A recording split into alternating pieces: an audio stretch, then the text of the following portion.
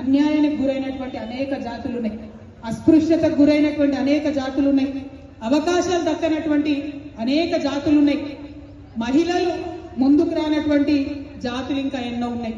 మరి ఈ జాతులందరి కోసం భారతదేశానికి స్వతంత్రం వచ్చే కన్నా 100 సంవత్సరాల ముందే మేల్కొని మాట్లాడి మన జాతి గొప్ప జాతి, ఈ జాతిలో కొందరిని వెనక్కి వేసుకుంటే జాతి మొత్తం కూడా వెనకబడుతుంది కాబట్టి అందరం కలిసి ముందుకు నడవాలని మహోన్నతమైనటువంటి సందేశం ఇచ్చి వ్యక్తిగతంగా ఎన్నో త్యాగాలు చేసి నిలబడ్డటువంటి మహనీయుడు ఇవాళ జ్యోతిబా పూలే గారు.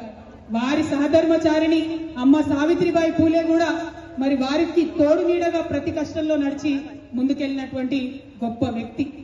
బాబాసాహెబ్ అంబేద్కర్ చాలా సందర్భాల్లో చెప్పిండు, జ్యోతిబా పూలే అంటే నాకు గురువు, ఆయన చేసినటువంటి పనిని చూసి నేను స్ఫూర్తి పొంది నా జాతి కోసం కొట్లాడడానికి ముందుకొచ్చిన అని బాబాసాహెబ్ అంబేద్కర్ చెప్పుకున్నాడు.